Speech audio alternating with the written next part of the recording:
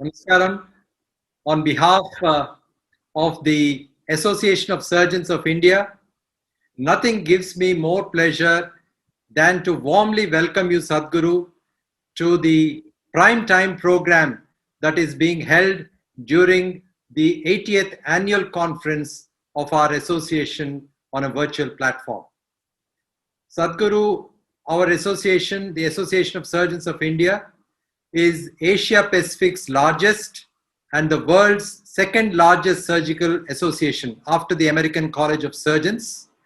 And the association represents practicing surgeons and surgical trainees from across the country, and also specialists like the oncosurgeons, breast surgeons, surgical gastroenterologists, colorectal surgeons, genitourinary surgeons, rural surgeons, endocrine surgeons, and we also have surgeons from the armed forces. All of them come under this umbrella organization. And traditionally, every year during the conference, the president of the association is invited to deliver the presidential oration. So for a change, to break the monotony, I thought I must break this monotony and have a luminary, have an engaging conversation with a luminary. And it is such a great privilege to have you, Sadhguru. You escaped your responsibility and putting it on me, huh? I'm an uneducated guy, what will I do with you surgeons, huh? It has been a great blessing, and is a high point in my life to have you in a conversation at this congress. Thank you. So we start off with a few questions, Sadhguru, and thank you very much for your time. So as surgeons, we try to do our very best, and we use all our knowledge and skills to ensure the best possible outcome for our patients. But despite our best efforts and doing all that is required, occasionally things don't go as we expect things to go. And what happens sometimes is that patients whom we expect that they would recover, in front of our eyes, they rapidly deteriorate, and there is nothing much we can do to save them. Sadhguru, how does a surgeon deal with this difficult predicament, both as a healthcare professional and as a fellow human being? Well, when somebody puts their life into our hands, it's a tremendous privilege, responsibility, and an onerous responsibility, sometimes with terrible consequences. Because after all, as a surgeon, you're using a knife. Normally, in social terms, if someone says, "I was knifed," it means somebody tried to kill me. Because putting a knife into somebody, not to take life, but to fix life, is a tremendous thing. It's a very courageous thing to do. Well, the complexity of what human mechanism is, this is the most complex system on the planet. Of all the many things that we have, the most complex system on the planet is human mechanism, which is a consequence of millions of years of evolution. Now, surgically fixing something within that means you are mechanically intervening in a machine, a sophisticated machine, which is still running.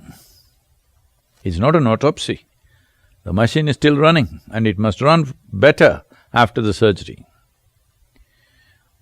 If you allow me to tell you a joke, because I feel surgeons should be a joyful lot, because with this responsibility of opening up somebody's belly or somebody's head or somebody's… something which is dangerous to open, and not have nerves about it, needs a joyful, balanced human being. So this happened in United States. A cardiac surgeon was having little trouble with his Mustang car, Ford Mustang, and he went to the local mechanic. So the mechanic said, "You leave it here, I'll have it ready for you for tomorrow morning." So next day morning, the surgeon took a taxi and went to the mechanic shop. The car was untouched and not ready. So the mechanic said, "No, no, on your way back you come, I'll fix it." So the surgeon on the way back from the hospital in the evening, again he came back. Still it was untouched and unready, not ready. Then the mechanic said, "Come tomorrow, definitely I'll have it ready." Again the next day morning he came, and still it was not ready. Then the surgeon asked, "Say, what's the problem? 3 times I've come and still the car is not ready, you've not even opened it and seen, what is the issue?" Then the mechanic swaggered around a little bit and he said, "Hey doc, see, you fix engines, I fix engines. How come you're paid 25 times more than me?" So the doctor looked at him and said, "Okay, try to fix a running engine, let me see." So, switching off the engine and fixing it is one matter. When it comes to a human being, surgery is fixing the engine when it's running, and it must continue to run. If it stops with the surgery, that is not a successful surgery. But the risk of putting your hands inside a running engine is always there, because it's such a complex system, and just about… it is not necessarily… mistakes can happen, of course, but it's not necessarily due to your mistake. You may do everything right and still the patient can die, as you said. Because it is such a complex mechanism, it is not just based on the mechanical aspect of what it is, there is a karmic substance, there are other dimensions of life which are not even within the purview of the surgery. The purview of the surgery is purely mechanical aspect of the body. That itself is too complex for anybody to understand. I'm saying you may study for a lifetime of medicine, still a really good doctor knows that he knows just enough to do a few things, but nobody really knows the entire system in its entirety. That is why the knowledge keeps growing endlessly.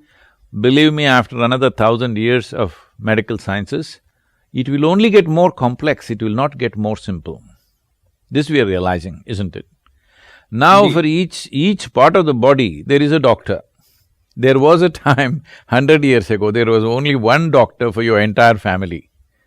But now for your children separate doctor, for your wife separate doctor, for you separate doctor, for your parents separate doctor. That is not the only thing. For your eye separate doctor, nose separate doctor, heart separate doctor. The way we are going into specialities of expertise clearly demonstrates the complexity of what we are looking at. And another 1,000 years, if you look at it with the same intensity as 20th and 21st century has, believe me, you will still have surprises, you will still have things that you do not know, still many things will not be in your purview. Even if you… so if you go like this, to do a surgery upon a person or to treat a person, you will need 100 different doctors for different parts of the body. We are getting there because of specialization, which will create so much complexity in the knowledge that we have that to analyze and get to a solution will become difficult. Already it is becoming like that. So, I am not saying this with any negative context to medical science. All I am saying is, you are dealing with something that complex and you are trying to fix it with whatever knowledge we have today, all right? People have been doing surgery from the time of Sushruta, but at that time they did surgery from whatever they knew best at that time. Today we are doing surgery from whatever we know best at this time. 100 years later, our surgeries may be very, very different. Our surgery capability, what it was 25 years ago, what it is today, is unimaginable. but still it is very limited, because that is the nature of creation. It is so absolutely complex and sophisticated. It is not for nothing that human being is the peak of evolution on this planet. It is the most sophisticated machine, so inevitably, not all of it is under your purview, and many of those dimensions are not… many of those dimensions are not even physical, so you can't see it, your instrument can't measure it. Nothing in medical science can tell you about those things. You're fixing one part of it, but still not all of it. Very true, Sadhguru. Human body is a very complex, and as you said, the most complex, body that is there. But as a corollary to what I've just asked you, surgeons on a daily basis, we operate on seriously ill patients, some of whom have significant comorbidities. And in these patients, we don't expect very good outcomes, but there is always a guarded prognosis in these patients. But from time to time, we see miracles happening. And in those patients that we don't expect to recover quickly, in those patients, we expect that they stay for a prolonged period in ICU because of the various comorbidities and because of the illness itself, but they bounce back, they recover remarkably soon, and they lead a normal life. And how does one explain these miraculous happenings? See, for a patient or for his relatives and loved ones, that they thought he's going to die, but the patient came for a surgery, post-surgery he recovers, in a month's time he's back to normal. That is a miraculous experience for them, and it's great that they see it that way. But a surgeon should never think his surgery is a miracle. He must always be in awe of the miracle of the human body. You're doing a mechanical job, you know what you're doing. But if you think you're performing a miracle, then there'll be a disaster. Patient thinks it's a miracle, that's good for him to see it that way. But you should never think that you are performing a miracle, because that will lead to a disastrous process. There will be no medical science left, something else will happen. So the miracle is the way creation is, how it is capable of doing things. We are making a small intervention.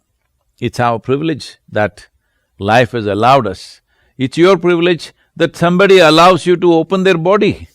They won't allow their loved ones to do it. I'm saying, hello, if somebody says, I want to open your heart and see, will anybody allow? No, but they allow you to do that. It's a tremendous privilege. We must always bow down to that trust that somebody is offering to you, that they're willing to knife them. They're willing to allow you to knife them, you know? That is a tremendous trust. How many people can earn that trust in their lifetime from anybody around them? So they're offering that to you, maybe out of helplessness, but you don't look at their side. From your side, you look at it, that they are privileging you with something that they do not honor their parents or their spouse or their children with, but they're giving it to you. They will not allow their wife or husband to open their heart and see what is inside, but they'll allow you. It's a tremendous thing. So let not the doctor ever think he's performing a miracle. He is doing a little bit of re-engineering for a fantastic engineering which is already there, a little bit of re-engineering. So what is a miracle in one person's experience is actually engineering in another person's experience or knowledge. So as far as you are concerned, you are doing a mechanic's job for a very sophisticated machine. See, right now, if somebody is driving a bus, we call him a driver. But if somebody is driving an airplane, we call him a pilot. Similarly, if somebody is fixing a bicycle, we say he's a mechanic. If somebody is fixing a spacecraft, we say he's a scientist. Similarly, you are a surgeon, but actually the job is mechanical. There's nothing wrong with that. I keep describing myself as a mechanic. People ask, Sadhguru, but you are not doing any miracles, you are not blessing us, no gold chain is coming. I can add one medal to you if you want. Sadhguru, actually, I think you misunderstood my comment that I don't think that we are doing a miracle. No, no, I did not… No, I got the question, but I'm just saying, not just for you. A doctor, the one who performs it, should never think it's a miracle. He should look at it as mechanics. Another person experiences a miracle, that's fantastic, you know. That is the privilege you have, I'm saying. Though you are only exercising what you have studied and understood, somebody else thinks it's a miracle. The same with me. Everybody thinks I'm causing miracles. I clearly know, I'm only exercising the knowledge and knowing that I have. What I perceive is what I am doing. Similarly, what you perceive about the human body is what you are doing. You are not doing a miracle, but how fantastic it is, somebody thinks you are conducting a miracle. Isn't it fantastic? Such a privilege. I'm saying never ever complain about that privilege. It's a tremendous privilege, but at the same time it comes with the responsibility that sometimes the miracle that they expect does not happen. You may know mechanically that this is not going to work, but you may give it a try hoping something will happen. But when the miracle doesn't happen to their end, they are very deeply disappointed because somebody is dead or somebody does not recover or whatever happens as a consequence. So this is a transaction where two different parties are looking at it differently. One is expecting a miracle, another is trying to exercise his knowledge. So it's a very tender kind of relationship. A very big responsibility as a surgeon. So, one of the major limitations, Sadhguru, in a surgeon's life is to lead a balanced life. A surgeon cannot work from 9 to 5. Many times the operating goes on very late and we start very early as well. And it's all the time work, work, work, leave early in the morning, and sometimes many of us come back very late. And this creates a lot of tension at home. The family is not happy, and the kind of environment, a happy environment which should be at home once you come back, sometimes is missing. So how does one strike a balance and yet lead a peaceful, content and happy life? So essentially you are saying too many surgeries but not enough surgeons in the world. So one thing is, we must definitely strive to increase the number of surgeons because a stressed surgeon is a dangerous man, okay? You don't want to go under his knife when he is in a certain level of stress or distress about his own condition or his family or whatever other situations that he goes through in his life should not get transmitted through his knife, because it's possible. Because a sports person goes out there after a lifetime of practice, but if he's little stressed about some situation, he becomes a total failure. Let's say a cricketer goes out there to bat, but he has some personal stress today, you will see he will just do something which doesn't work because in a way he's trying to use it bat like a scalpel, all right, for his profession. So, but there it is just out, here somebody else gets out, which is not a good thing. So it's extremely important. I would say definitely the number of surgeons should go up, but more than that, the number of surgeries that we are doing in the world must go down. This will only go down if we create a culture of health. We are not focusing on creating culture of health, we are only talking about healthcare, as if somebody else can deliver health to us. Somebody else delivering health to us is not a good idea. Health must happen from within us. Beyond that, certain things will come to us. For that, a doctor is needed. Beyond that, a doctor cannot fix it. Then a surgeon should come in. Right now, I feel too much surgery is happening. I'm sorry, I know people are not going to like this, but I'm saying I feel there is too much mechanical intervention with human body, which could be significantly brought down, if not largely. It could be brought down to a certain level where only beyond a certain level surgery is needed. But first of all, why does a human being get to that level? He lives wantonly, irresponsibly, he doesn't know what to eat, what not to eat, how to sleep, how to get up, nothing he knows. Nobody has taught him what he should eat. Even today, after millions of years of living on this planet, still we don't know what to eat. Every other creature has figured out what to eat, what not to eat for their well-being. Human beings, the most intelligent, are still debating what is the best food to eat. They have not figured it out. So, if we settle certain things, if a society is largely healthful because of their own innate efforts, every human being, individual human beings are committed to their health and they stay healthy, the number of surgeries will come down and surgeons can go home on time and everything will be wonderful, okay? Maybe it is not commercially a good idea, but I'm saying we need to invest in other ways. Right now, what I'm seeing is in Hyderabad city, I see advertisements, come and have your surgery done here. Never before I've seen an advertisement for surgery. How is this? Surgery is something you go through when everything else has failed. That's how I understand medicine. I hope I'm right. Very true, Sadhguru. You'll be very pleased to know that I come home at 5 o'clock in the evening. And even if I leave early, I make sure that I've seen my children, I've seen my parents, and I make sure that I lead a balanced life. Thanks to Isha Foundation and thanks to Inner Engineering. Sadhguru, 6 years ago, our Honorable Prime Minister launched the Make in India campaign, which is a major national movement to foster innovation, enhance skill sets, and also build best-in-class infrastructure.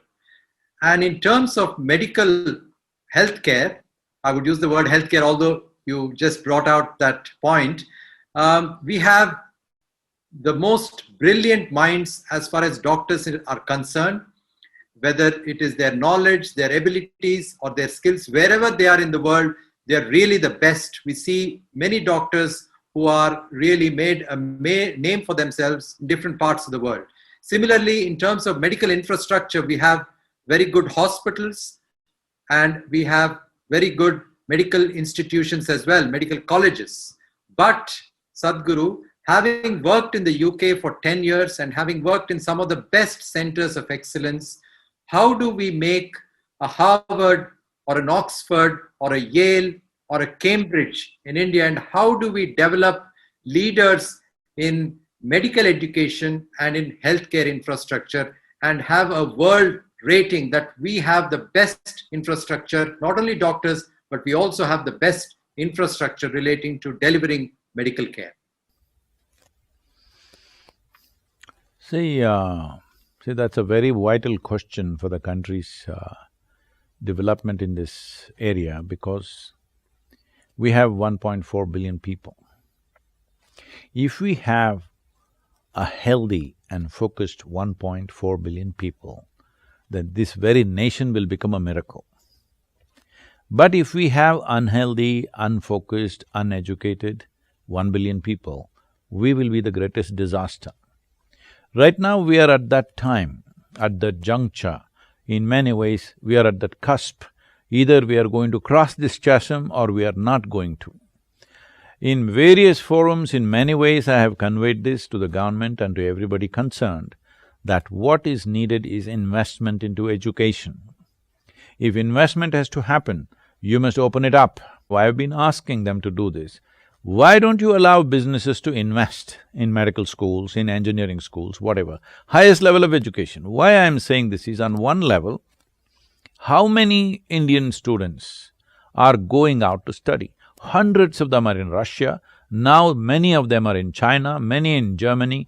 Of course, United States they're not allowing, so everybody's in Caribbean, all right, to study and somehow enter United States. Why is this happening? Why can't we provide the same level? But if you go to these universities, the premier universities in the world, whether medical schools or business schools, if you go, most of the deans are Indian origin people. Why is it we are exporting talent? We should export talent, that is fine if we have plenty. You always export something when it is excess. But you're exporting the best and you don't have that here, simply because there is no investment in the arena. And that should happen only if we open up our minds that somebody will invest only if there is profit, otherwise nobody will invest. And why will they invest? Why will I invest and work hard if there is no profit to it? Right now in this country, still profit-making is a evil word. Right now you see things are going on in the country, for everything they will say something, your suit is a big problem, okay, for them. They will put you under the suit boot category. I'm saying this, we have not dropped our socialist mindset. Is the government capable of really taking it to heights? I don't believe that. Well, some of the AIMS institutions have functioned at the height, but they cannot scale up.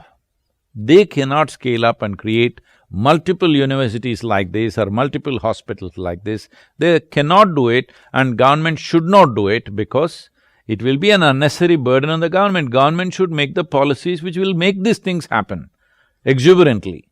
So, right now I'm saying, for example, if I say I want to start a medical university, I have you and let's say another 100 experts from across the world, I can put them together. If I put them together, will you give me 1,000 acres, allow me to raise investments, start a medical school? Maybe I will charge very high. But if students are willing to pay, parents are willing to pay because they are getting a certain quality that they don't have to travel to Harvard Medical School or some other, Royal Medical School in UK, they will get something as good or better here, it will happen. Right now, nearly $30 billion worth of education is going out of the country.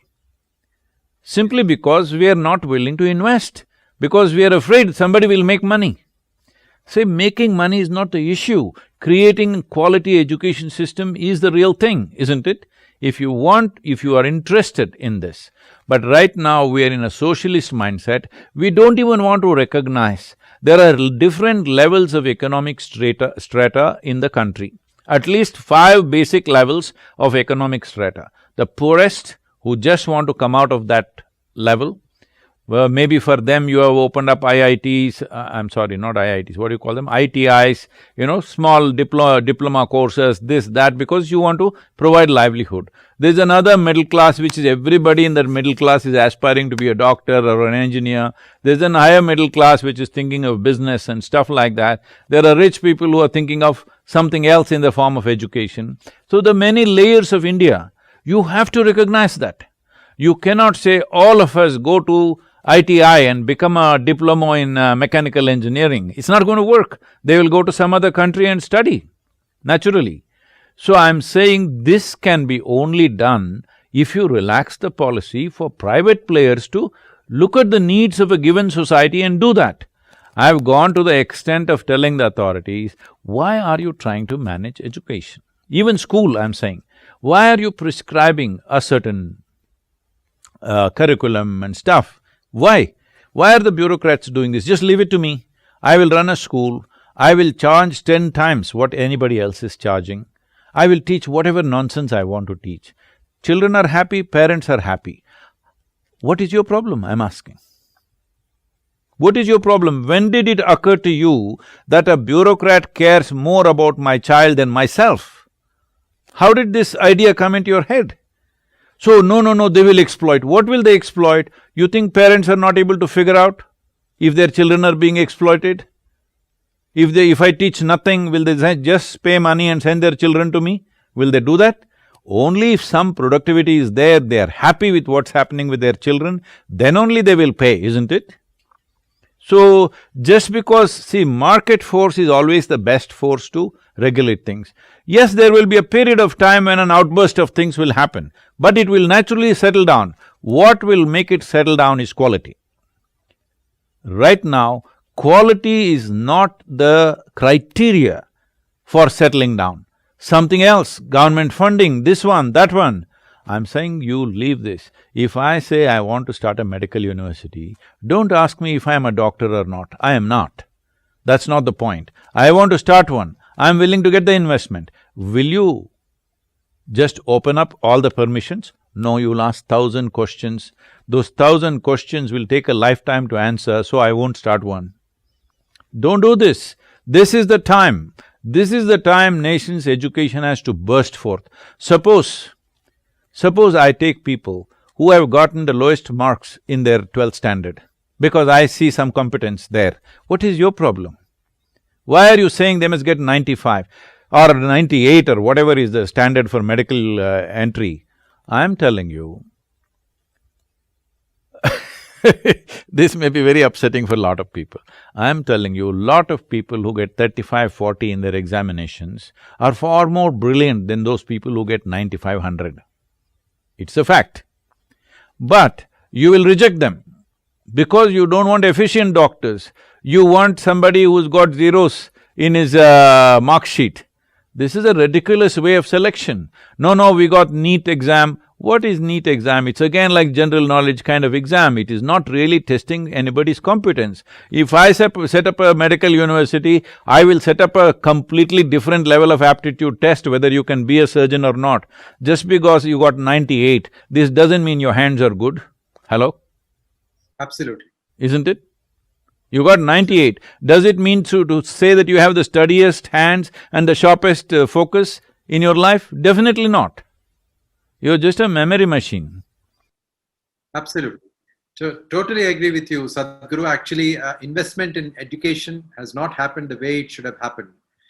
I'm just moving on to, whether traditional medicine and modern medicine can coexist, because I deal with treating breast cancer patients on a daily basis, and I get patients who have already commenced alternative treatment before coming to me. And they are very fearful to even express that they are on those kind of treatments. And I'm not against them using alternative treatment. I sit them down, I counsel them, I explain what they have, and I say that as long as you're able to take the allopathic treatment based on the multidisciplinary protocols, I have absolutely no issues in your continuing the alternative treatment. But there is a view that alternative treatment should not be taken in those who have cancer, which I totally disagree. I feel that as long as they're able to take allopathic medicine in the way that they should, and also parallelly use alternative medicine, I have no issues. So do you think traditional medicine and modern medicine can coexist? See, essentially what you're asking is, whatever knowledge and insights we have gleaned out of thousands of years of experience of life upon this planet, should we keep it simply because a new force has come into play? Should we throw out all that and just go by the new things we have discovered in the last 150 years? No, this is not the way to approach life. Why do we think it is an alternate? It is not alternate, it is part of it. Tell me if I am wrong. The yogic understanding of cancer is like this, that cancer is not really a disease, but a certain malfunction of our own system that it throws up. What is already there in our body concentrates itself. I would describe it like this. In a city, if there are 10 pickpockets, in every city there is a little bit of crime, somebody is picking somebody's pocket, something burglary is happening, whatever. We deal with it in a certain way and keep going. But suppose these 10 people got very organized and they built a team of 1,000 people and became an organized crime, and everybody's pocket is being picked tomorrow morning, then we will say we need to act in a serious way. This is how we understand cancer. There are cancerous cells in our body, there are cells which have gone rogue in our system, they're always there, but we don't care because they don't really affect us, we just manage them. Managing them, there are many systems in the traditional system of medicine where you can manage them below a certain level. For some reason, either because of external stimuli or genetic stimuli or whatever else, somehow it gets triggered and they become organized crime. When they become organized crime, you will say this is a cancer has established in the body. But nobody can say cancerous cells were not in the body. Probably even a just-born infant has, I don't know, you must tell me. Even a just-born infant may have cancerous cells. Will it get organized or not? To keep them disorganized, there are many systems in yoga and Ayurveda that if you do certain things, they will keep them disorganized. But now they've already gotten organized. See, when it was disorganized to handle a pickpocket, a police constable who is little alert is good enough. If 5 of them get organized, then a sub-inspector will handle it. But suppose 1,000 of them got organized, then you need national security, all right? So, this is how I look at cancer. If it is gotten so organized that something is rotting in your system already, now it needs a different level of intervention, which is what allopathic medical intervention is. But at the same time, even if that is happening, should still the constable on the street be alert? I think he should be. Yes. Yes, absolutely, Sadhguru. Thank you. Sadhguru, I'm moving on to something that, you have written a book on death, and and basically there is always this constant fear. That is post-surgery, okay?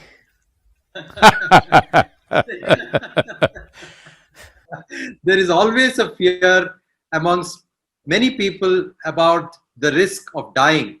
In fact, death, as you have described, is an eternal truth and is an existential, phenomenon. So, what are your views, and how do we face death? Let me tell you a story. There was a Jewish surgeon. He's an acclaimed surgeon, doing very well. But his father got some serious surgeries needed for him, for his own father. So he felt very nervous operating upon his own father. And he asked one of his colleagues, who is also good, to do the surgery upon his father. When his father came to know, he insisted, no, you must do the surgery. So he tried to tell him, Father, I can do the surgery, but I'm little nervous doing surgery upon you. Father insisted, no, you must do it. He said, why? My friend is good, he will do it. That is not the point. I want you to know, in case the surgery fails and I die, your mother will come and live with you and your wife. You better know that.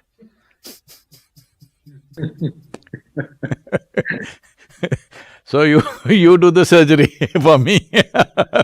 So, I'm saying about death, all of us will die, but most people don't realize this through their life.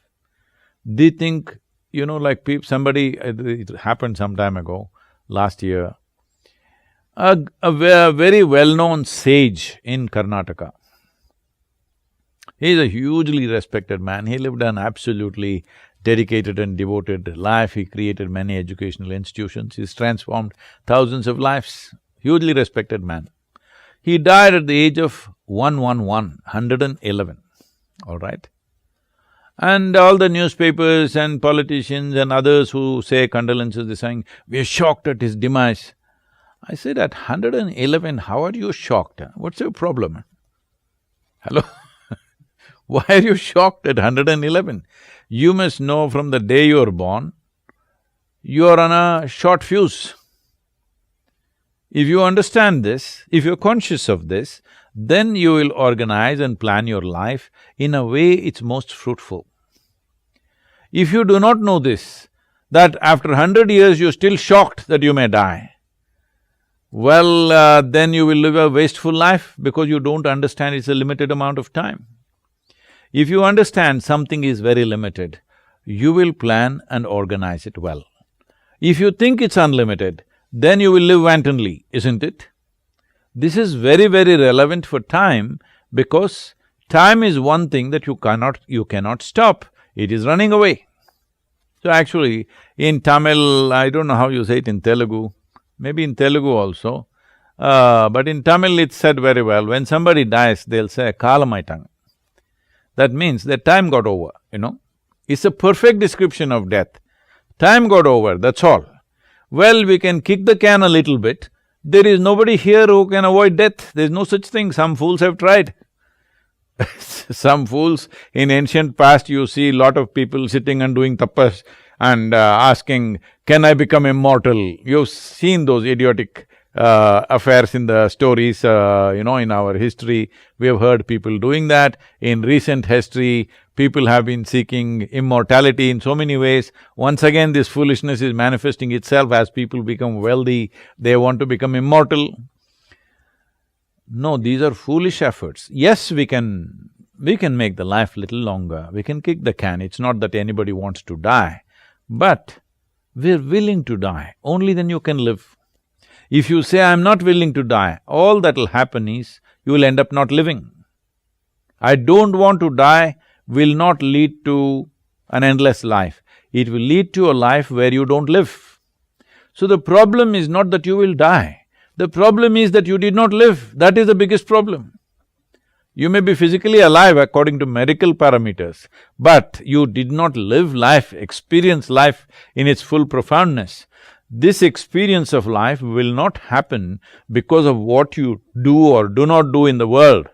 It happens because you deepened your ability to experience. Your ability to experience life, whatever it is, the food that you eat, you experience within you. The air that you breathe, you experience within you. Pleasure and pain you experience within you. Joy and misery you experience within you. Just any experience happens only within you. So it is in profoundness of experience that there is life. If you understand time is limited, then you will make sure your experience of life is super profound. This must happen to every human being. So everybody must be reminded. I know as a surgeon you should not do it. If you tell the patient you will die anyway, then he will get very scared. It's not your business, it's my business to tell them you are anyway going to die. Yes, Sadhguru. We sometimes have to counsel patients, sometimes seriously ill patients, that mortality and death is a possibility in the counseling, in the consent form. But it's a very inconvenient thing for a surgeon to say that. particularly to the relatives who need to know what might happen to a seriously ill patient. So Sadhguru, you have enlightened us on so many issues. We have today delegates from across the country. As I mentioned to you, they're all practicing surgeons. We have budding surgeons, surgical trainees. We also have distinguished surgeons from across the world. 6 of them are being conferred honorary fellowship of the Association of Surgeons of India. What would be your message, Sadhguru, to this audience? As I said earlier, I would once again repeat that with a little different context. You're a surgeon means somebody, they may not know who you are, but they trust you to a point that they will allow you to knife them. This is not a simple trust. Never misunderstand this. This is a tremendous privilege that somebody offers you this level of trust, lies down there, willing to become unconscious willingly so that you can cut them up. If you're aware of this, that what is the level of trust involved in a person lying down there and allowing you to cut him up, that privilege, never take that lightly. But another aspect is, of course, you have to educate yourself, you have to enhance your expertise and knowledge, that is a medical part of the thing, I will leave that to you. But the other dimension of it is, whatever you may know, your intelligence, your skills, your knowledge, all these things will work for you only if you have a balance within you. Above all, balance. If you are not balanced, your intelligence will work against you, your knowledge will work against you, your very capabilities will work against you. So this is important that you are balanced, especially being a surgeon where other people are putting their lives into your hands, all right? They even don't trust God this much, I want you to know. They're okay doing a deal in the temple from a distance, they're not willing to put their lives into His hands. Hello? This is a fact. Yes. They're putting their life into your hands. Please treat it as the highest level of privilege that a human being can enjoy in many ways. And so you must equip yourself not just with medical knowledge and skills, but with an inner balance. For all the surgeons, if you wish, we will offer this in engineering online. You can see how to reach them, and then we can also initiate them into the process, which will bring a certain level of steadiness and balance within you, for which there is no substitute in life. Either to live your personal life well or to execute your professional life well. For both these things, you need an absolute sense of balance within you. Namaskaram and thank you very much. Namaskaram, Sadhguru. In fact, I'd like to highlight the point about inner engineering that you said. It has been a God-sent opportunity and an incredible privilege to have attended, participated, and benefited from the inner engineering program, which has really profoundly changed my life, the way I look at life, the way I look at work, and the way I look at the world around me. And prior to doing this program, I would be very stressed out, even for small things, and I would get tired very easily, and I would not have my focus for too long. So after attending this program, first of all, I become very joyous, I become more relaxed, I become more focused, I get less tired, and I don't take life seriously at all now. And I feel that I have had so many benefits. My family has seen that happening. And if I can benefit, I'm sure many of my colleagues can certainly benefit from this. And I would strongly and happily encourage them to take this inner engineering program. And thanks to you and to Isha Foundation, I think since the beginning of the pandemic, this has been offered free of cost to the healthcare professionals. So once again, Sadhguru, I have no words to express my heartfelt thanks to you for sparing your valuable time to be with us today virtually.